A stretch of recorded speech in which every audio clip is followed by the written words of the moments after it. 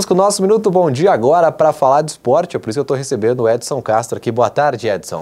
Boa tarde, Leandro. Boa tarde aos nossos telespectadores. Um final de semana, aliás, a gente está começando fazendo um rescaldo lá do final de semana que foi muito importante para os clubes da região e também para quem acompanha aí a dupla Grenal no Campeonato Brasileiro, né? Muito bem, mas antes de falar de futebol, a gente vai mostrar uma matéria especial de um passeio ciclístico que aconteceu lá em Aratiba. Olha, os apaixonados por bicicletas, pelas duas rodas, estão cada vez mais crescendo aí na nossa região do Alto Uruguai.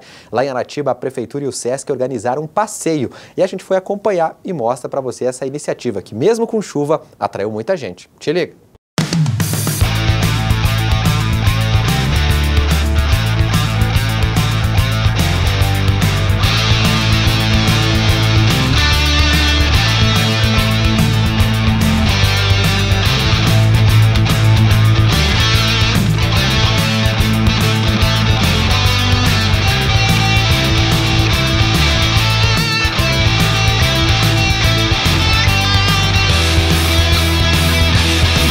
O domingo chuvoso não atrapalhou a alegria desta galera que gosta de andar pedalando por aí. Eles vieram a Aratiba, município a cerca de 30 quilômetros de Erechim, para participar do primeiro Aratiba em Movimento e Pedalzito de Aratiba. Bem legal, um jeito da gente se divertir fazendo exercícios.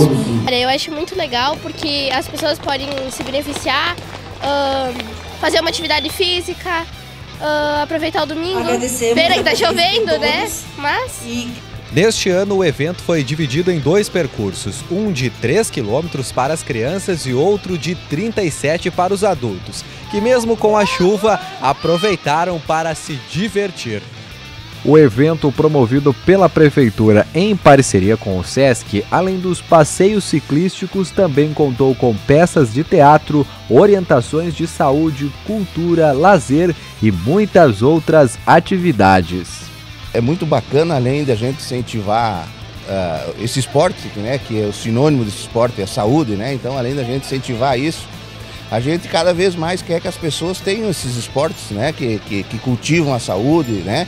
E a bicicleta aí no nosso tempo de criança aqui também era uma coisa muito difundida, né? A gente não tinha praticamente pesada, todo mundo ficava contente no Natal, né? Então é bacana incentivar esse esporte do ciclismo, né? Muito bacana essa iniciativa do Sesc, do nosso Secretaria de Educação através do esporte, né? A Berlato, que muito se identificou, e a gente percebeu que a sociedade estava muito curiosa por esse evento, né? E a gente quer continuar com esse evento aqui em Aratiba, porque a gente sabe que isso também é uma maneira das pessoas que vêm de fora conhecer o nosso município, né? A gente vê aí hoje os ciclistas, a maioria deles são de fora, né? E aí ele vai contaminando e as pessoas vêm no município de Aratiba, que é um município turístico, vêm conhecer a nossa terra aí, e todos são muito bem-vindos aí. Com certeza o ano que vem vai ser bem melhor que esse, que sempre fez um evento melhor para que todo mundo curta aqui o nosso município de Aratiba.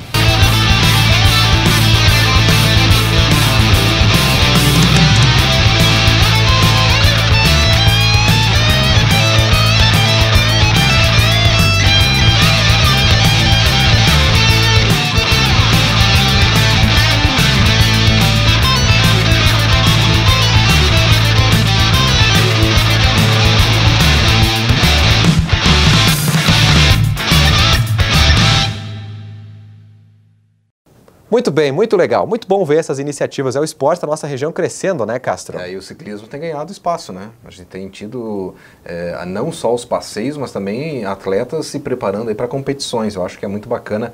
É mais uma modalidade esportiva que começa a ganhar o seu espaço aqui na região. Bom, agora vamos falar do nosso Galo. O Atlântico jogou aí na última sexta-feira. Foi o primeiro jogo aí dos playoffs, né, da Liga Nacional de Futsal. Exatamente. E um jogo apertado com a Sueva. Aliás, um baita placar para o Atlântico, uma partida em Venâncio Aires que teve emoção até mesmo antes de começar, né? Porque quadra molhada, umidade, choveu bastante aquela semana no Rio Grande do Sul, e a polêmica ali, a arbitragem tentando entender se fazia ou não a partida. Enfim, a partida aconteceu, não teve nenhum problema, aliás. O que deu a entender é que, eu não sei, talvez tivesse ouvido alguma reclamação de algum dirigente de uma das equipes, porque durante o jogo não se notou nada em termos de problema de umidade na quadra. Jogando, o Atlântico saiu perdendo, mesmo assim conseguiu buscar a virada, conseguiu uma vitória importantíssima. Vencer a Sueva lá em Venâncio Aires não é fácil, o Atlântico conseguiu. E agora vem com uma gordurinha para queimar em casa, pode até empatar no jogo que vai ser no próximo final de semana contra a Sueva aqui no Caldeirão. Eu diria que o Atlântico já colocou um pé nas quartas de final da Liga Nacional. Agora não dá para achar que já está classificado. A Sueva jogou muito, inclusive lá, e é um time que joga muito bem fora de casa também. E trata-se de um clássico entre Atlântico e a Sueva. Então tem que ter todos os cuidados para a partida da volta, porque vai ser mais uma partida complicada como foi lá. Não pensa que é goleada em casa, nada disso. Vai ser um jogo bastante complicado também. O Atlântico, que antes de enfrentar a Sueva, vai ter a primeira partida das quartas de final do Gauchão, nessa quarta-feira contra a Azif. É o primeiro jogo lá em Ibirubá, depois semana que vem o jogo de volta em casa. Então é semana, de agora em diante é decisão em cima de decisão. Tem que trabalhar o jogo contra a Sueva no próximo sábado, mas tem que antes também jogar contra a Zif pelo Campeonato Gaúcho. A gente vai mostrar os gols de Atlântico e a Sueva agora, com imagens da LNF TV e a TV N Sports, que fizeram uma super transmissão desse jogo, e a gente mostra para você os gols a partir de agora. Te liga! O Atlântico conquistou uma importante vitória diante da Sueva na noite da última sexta-feira, abrindo a disputa das oitavas de finais da Liga Nacional de Futsal. O time de Erechim venceu por 4-3 em um jogo que teve 2 pênaltis, polêmica da arbitragem e até mesmo expulsão. O Atlântico começou o jogo tendo dificuldades diante da insistência ofensiva da Sueva, que sabia da importância de vencer em casa para depois decidir a vaga em Erechim. A insistência foi tanta que o Galo, ao tentar sair de trás, acabou perdendo a bola e Dilvo, aos 7 minutos, dividiu a marcação. A bola sobrou para Igor, que conduziu e chutou no ângulo de Careca, abrindo o placar 1-0. Gol! Gol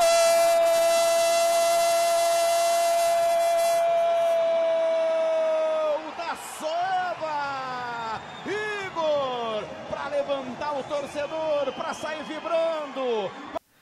7 minutos depois, o empate veio. Já melhor em quadra, o Atlântico pressionava em busca deste empate. Lucas, então, recebeu pela esquerda, fez uma bela jogada individual e cruzou na área. A bola bateu em Café e espirrou até para onde já estava, que definiu 1-1.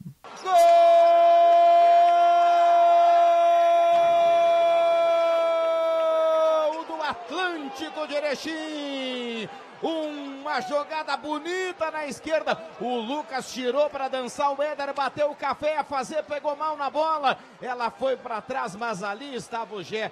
E a virada do time erechinense veio ainda na primeira etapa. Aos 17 minutos, em uma cobrança de falta, Silva chegou para definir 2-1.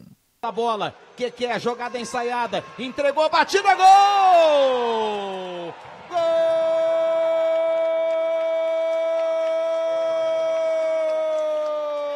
Silva para a equipe do Atlântico.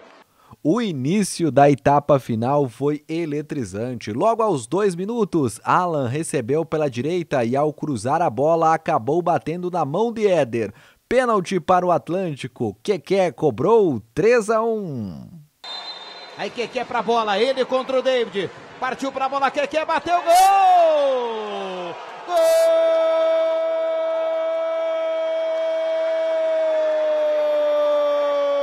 do Atlântico! Logo após, a bola saiu do meio da quadra. Novamente, a Sueva ligou rapidamente com o ataque e no cruzamento para dentro da área. Segundos depois, Boni chegou para desviar de letra e fazer um lindo gol para a Sueva, 3-2.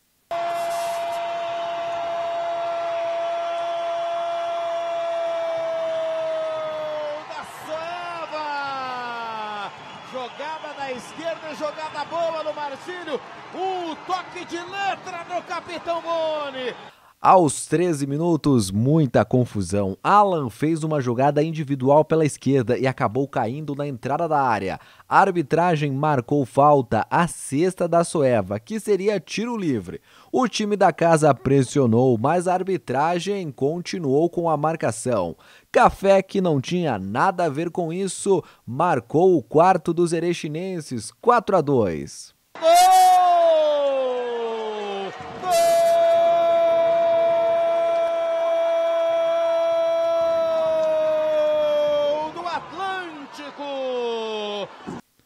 O jogo ainda deu tempo para descontar da Soeva. Faltando apenas 11 segundos, Dimas foi derrubado por Selbach dentro da área. Wagner cobrou e voltou para deixar o placar mais apertado, 4-3.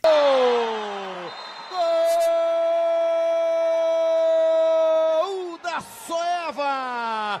Wagner, uma bomba forte no meio do gol. Jogar aqui em Venâncio é muito difícil, mas a gente fez o dever de casa, que era vir aqui vencer, para levar a vantagem para dentro da nossa casa, mas não tem nada definido. Sabemos que o próximo jogo vai ser outra batalha, porque é um clássico.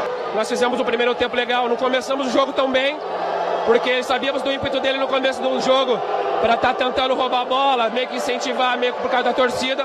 Conseguimos sair na frente do placar, tomamos empate e depois, com muita tranquilidade, conseguimos controlar um pouquinho mais o jogo, depois da formação nossa que entrou. E no segundo tempo conseguimos de novo botar a bola no chão, que é ficar com a bola, que é a nossa característica de ficar com a bola, atacar bastante. É onde surgiu o efeito, teve o pênalti, ainda tive outras ocasiões de gols que perdemos. A gente fica meio que preocupado, que vê que a arbitragem meio que errou para os dois lados, né? A gente vê que errou para os dois lados, mas a gente não tem nada a ver com isso. A gente tem que vir e praticar nosso esporte, nosso trabalho da melhor forma possível, por mais que às vezes há alguma coisa que possa conturbar isso. Então, só agradecer aí, excelente trabalho. Não classificamos ainda, só aumentamos um pouquinho mais a vantagem. Agora dentro de casa, diante do nosso torcedor, nosso caldeirão, esperamos fazer um grande jogo novamente e aí sim selar a nossa classificação. O Atlântico agora joga por um empate para ir para as quartas de finais pelo segundo ano consecutivo. Antes do próximo jogo da Liga Nacional de Futsal, na quarta-feira, dia 17, o Atlântico vai a Ibirubá para enfrentar a ACIF no primeiro jogo das quartas de finais da Liga Gaúcha de Futsal. Muito bem, agora vamos voltar as nossas atenções para o campo. Vamos começar falando da seleção brasileira que jogou contra a Arábia Saudita. Como é que foi o cara dessa seleção canarinho que está voltando agora? Empate morno, né? 1-1, muita gente criticando a forma de atuar da seleção brasileira. O que eu acho que está acontecendo é o Tite mudando algumas peças, e eu acho que ele está certo, já pensando na próxima Copa e também pensando na Copa América do ano que vem, que vai ser realizada inclusive aqui no Brasil. Acho que o Tite age certo nas mudanças que ele está propondo. A seleção brasileira vai se renovar para o próximo período, que é esse período dos próximos 4 anos. Agora, teve sim algumas dificuldades. Eu acho que muito mais no sentido de um amistoso que talvez não vale lá tanta coisa, um adversário mais modesto. Nessa terça-feira, amanhã, eu acho que sim, nós vamos ver uma outra seleção, até porque enfrenta a Argentina, um adversário mais forte, e vale ressaltar que é o jogo mais forte que o Brasil vai fazer depois da Copa do Mundo da Rússia. O Brasil fez 3 amistosos até agora, os 3 contra seleções muito fracas, não bem ranqueadas no ranking da FIFA, e agora sim, enfrenta amanhã a Argentina, que aí sim eu acho que dá para a gente começar a fazer uma análise do trabalho do Tite pós-Copa da Rússia, principalmente com as novidades que ele está levando. Eu acho que a partir de amanhã a gente começa a entender um pouquinho mais do que o Tite quer mostrar nesse período dos próximos 4 anos. Muito bem, vamos falar de Campeonato Brasileiro Série A. Dupla Grenal jogou no domingo aqui e teve mudanças na tabela. O Grêmio ficou mais longe e o Inter mais perto. Seria isso, Castro? O Inter manteve aquela distância ali do Palmeiras, né? 3 pontos, estava antes de começar a rodada, e manteve agora também. Por quê? Porque o Palmeiras acabou vencendo o Grêmio por 2-0. O Grêmio, que foi com um time misto, né? Tinha aí 5, 6 desfalques para essa partida. E o Internacional, que enfrentou São Paulo, e já se esperava de Inter e São Paulo uma espécie de decisão do Campeonato Brasileiro. Acontece que ninguém colocou o Palmeiras nessa briga. Então o Palmeiras foi costurando por fora, chegou nessa rodada em que o Inter poderia assumir a liderança diante do São Paulo, o Palmeiras com uma chance muito boa de se manter na liderança do campeonato. O Grêmio foi um time, não diria apático, mas não foi aquele Grêmio, né, com aquela vontade, com aquela iniciativa diante do Palmeiras. E vale ressaltar também que o Palmeiras fez 2 gols, mas também, né, não acho que foi aquele Palmeiras que vem brilhando aí Brasil afora nessa temporada de 2018. A questão é, o Grêmio se distanciou bastante da luta pelo título. Inclusive o próprio Renato Portaluppi fez uma análise ontem, são 8 pontos de diferença agora, é quase impossível tirar isso em 9 rodadas. Então, a situação do Grêmio, que se ganhasse lá do Palmeiras poderia ficar muito boa, complicou. Até o empate lá ainda deixaria o Grêmio numa situação razoável, mas a derrota realmente complicou. O Grêmio começa a se distanciar de novo dessa briga do título. Lembrando que o Grêmio tinha se distanciado, voltou a ficar próximo e agora fica novamente lá longe da briga do título. Quem entra nessa briga é o Flamengo, que conseguiu uma vitória muito importante diante do Fluminense, 3-0, e o Internacional, que a gente até conversava na redação antes, para mim foi um dos melhores jogos do Internacional no ano, embora tenha saído perdendo num erro de marcação, conseguiu a virada, 2 gols do Leandro Damião. O Damião precisava voltar a marcar, porque realmente não faz uma temporada de excelência, longe daquele futebol do Leandro Damião. E o Internacional, sim, agora entra novamente na briga, se mantém ali naquele bolo que busca a liderança. Eu acho que o campeonato começa a ficar aí entre Palmeiras, Inter e Flamengo, com uma vantagem, na minha visão, uma vantagem a mais para o Palmeiras. Por quê?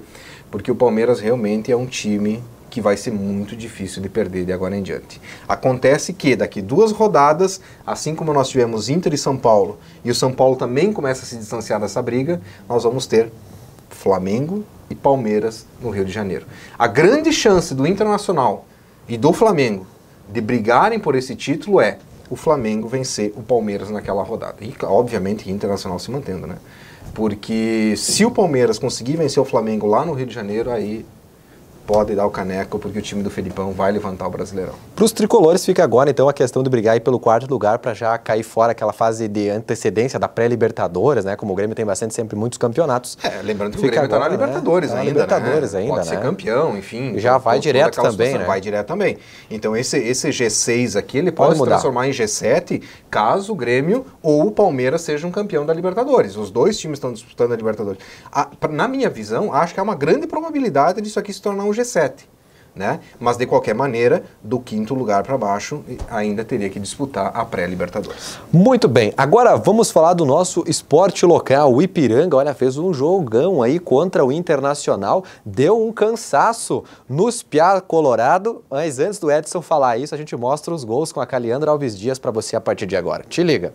Uma liderança que poderia ter sido garantida nos detalhes, mas Ipiranga e Internacional ficaram no empate em 1-1, resultado que deixa o Ipiranga na vice-liderança com 25 pontos. Com o início de jogo movimentado, o Internacional teve chances de abrir o placar, mas apesar das chances construídas, o Ipiranga encontrava uma defesa sólida. Apesar disso, o Ipiranga viu o Inter marcar o seu gol com Roberto. Após um escanteio cobrado, o zagueiro subiu mais alto e, sem marcação, cabeceou, sem chances de defesa para o goleiro Rodrigo. O gol sofrido não desmotivou o Ipiranga, que chegou ao empate com Vandinho, que aproveitou a oportunidade após uma bola alçada na grande área.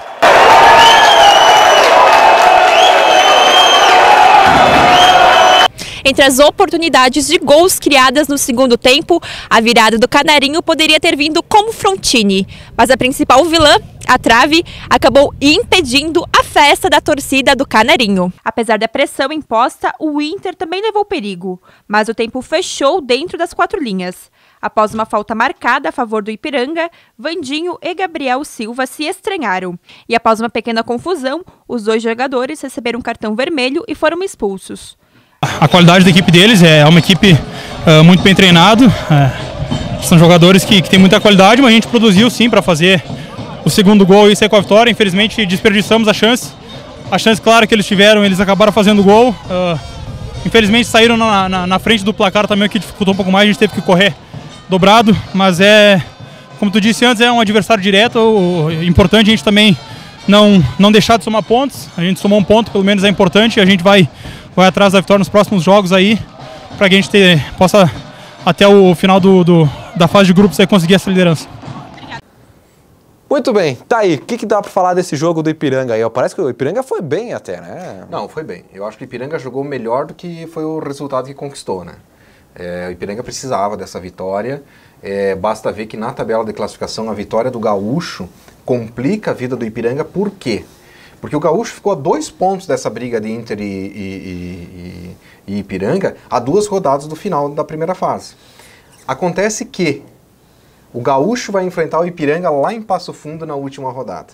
Então, dentro das projeções que se faz, o Gaúcho vai chegar na última rodada com chance não somente de brigar pela vice-liderança, como também pela liderança da primeira fase. Então, o resultado do Ipiranga ele foi pior do que a atuação do time dentro de campo. O time jogou muito bem, criou, não enfrentou qualquer adversário, enfrentou o Internacional, que para mim é talvez um dos adversários mais qualificados da competição, não somente do grupo, e o Ipiranga foi muito bem. E vale ressaltar que o Ipiranga, quando perdeu lá para o Inter em Alvorada, também tinha jogado bem. A gente tinha feito uma entrevista aqui com o Vandinho semana passada, que vem sendo um jogador decisivo, conseguiu fazer mais um gol, o Vandinho começa a ganhar espaço nesse time do Márcio Nunes. Mas a equipe conseguiu um bom desempenho com um resultado que para mim não foi dos melhores. O Ipiranga na classificação geral ainda é o 3º, né? E pode perder essa posição nas próximas rodadas. Então, o Ipiranga vai ter que vencer o São Borja na próxima rodada, esse jogo é no Colosso da Lagoa, e depois vai ter que, de alguma maneira, não perder para o Gaúcho. Porque se perder para o Gaúcho lá em Passo Fundo, pode complicar, não a classificação nessa primeira fase, porque essa já tá definida, Ipiranga já está classificado para a próxima fase. Agora, é importante você conseguir uma boa pontuação, estar entre os primeiros, por quê? Porque lá nos matas você acaba eliminando antes da final adversários que podem te complicar na busca por essa vaga na Copa do Brasil. Porque o Ipiranga não precisa ser campeão para ir para a Copa do Brasil. Sem contar a vantagem de trazer o jogo para dentro de casa, né? Exatamente. Então, para as pessoas entenderem, Ipiranga não precisa ser campeão para ter a vaga na Copa do Brasil. Por exemplo, se o Internacional for campeão, Ipiranga, sendo vice, já tem a vaga para a Copa do Brasil. Outra situação envolve os times da Série D do campeonato. E essa é um pouco mais complicada. Por quê? O Ipiranga e o Juventude e também o São José são equipes que já estão classificadas dentro do Campeonato Brasileiro. Agora, são equipes que ainda dependem para buscar uma vaga lá na Copa do Brasil. Então o que acontece? São adversários que o Ipiranga pode ter lá na frente que não necessariamente brigam por Campeonato Brasileiro. Essa briga aí é de Aimoré, de outras equipes que estão fora aí do Brasileirão. Agora, se classificar bem pode fazer com que, por exemplo, o Ipiranga se pegue um Aimoré numa semifinal, se pega um São José numa semifinal, traz a decisão para cá. E aí tu pode ter uma chance muito maior de chegar na final e aí decidir essa vaga na Copa do Brasil. São essas informações do esporte hoje, Castro? Exatamente. Está começando a semana, amanhã a gente volta com mais. Amanhã tem Seleção Brasileira, quarta-feira tem Atlântico, tem toda a preparação do Ipiranga para esse jogo importantíssimo aí contra o São Borja. Muito obrigado, viu? Valeu.